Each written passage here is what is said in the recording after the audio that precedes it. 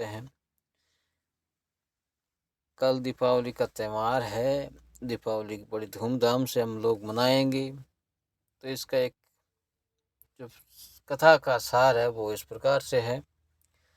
वह यूं कि देवासुर का संग्राम चल रहा था और उसमें राजा दशरथ युद्ध कर रहे थे।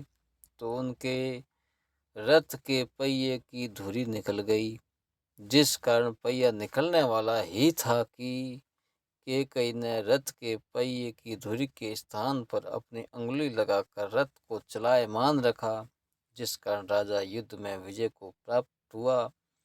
इसके फलस्वरूप राजा ने कैकई को 2 वर दिए। कैकई ने कहा कि उचित समय पर मैं अपने 2 वर मांगूंगी, ऐसा ही होगा, कहकर राजा ने सहमति जताई। वृद्ध अवस्था को आई जानकर राजा दशरथ ने विचार किया कि अब मुझे राजपाट का त्याग कर वनवास आश्रम में रह करके भगवत प्राप्ति का यत्न करना चाहिए और राम को राज्य का भार सौंप देना चाहिए।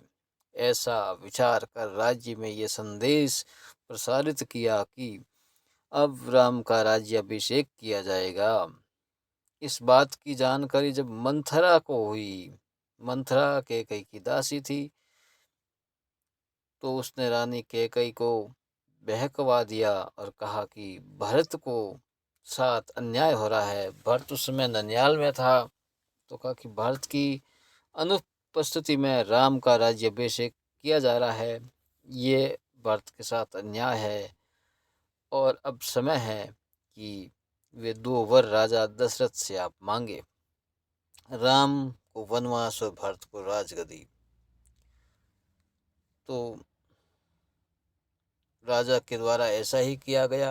राम वनवास को प्रस्थान करते हैं। राम के साथ में सीता और लक्ष्मण भी वन के लिए प्रस्थान करते हैं, चले जाते हैं।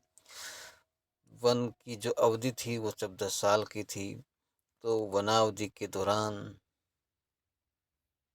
वो जंगल में कुटिया बनाकर रहते थे। तो एक समय सीता जी को उस कुटिया के सामने एक सोने का हिरण दिखाई पड़ता है।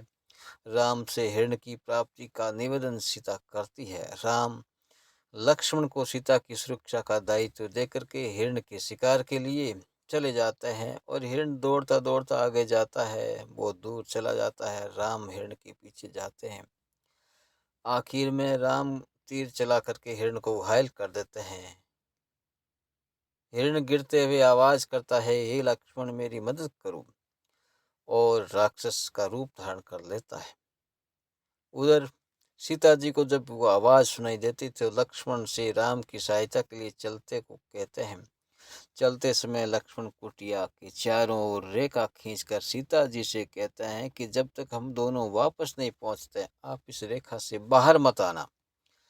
लक्ष्मण के जाने के बाद रावण साधु का वेश धारण कर कुटिया पर भिक्षा मांगने को आता है और सीता जी उसको भिक्षा देती है। तो वह बोला, हे सीता जी, आप इस रेखा से बाहर निकलकर भिक्षा दोगे तो मैं ग्रहण करूंगा, अन्यथा साधु वैसे ही जाएगा, भिक्षा नहीं लेगा।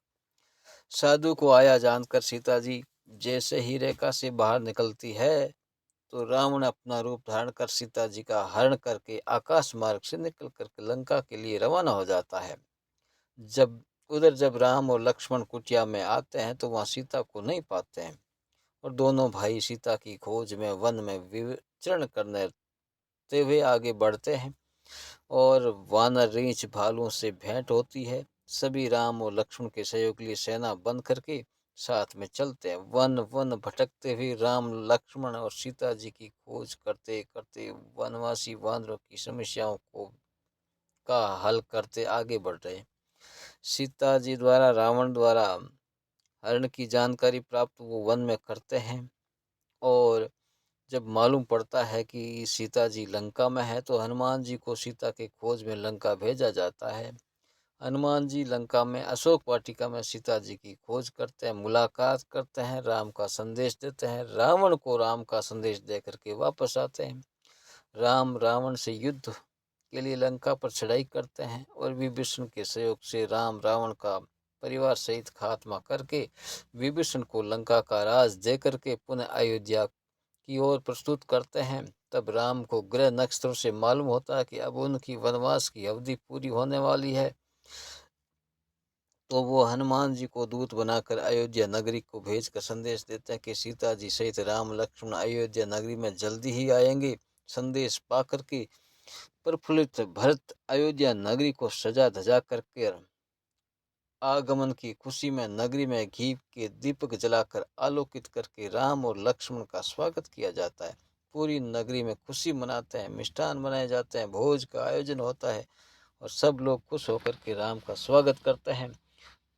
उस दिन से आज तक निरंतर अमावस्या के दिन दीपावली का आयोजन, भव्य आयोजन होता आया है और निरंतर ये सदियों से चलता आया और चलता ही रहेगा। ये इसका सार है रामायण का, या दीपावली का महत्व है। आप लोगों ने सुन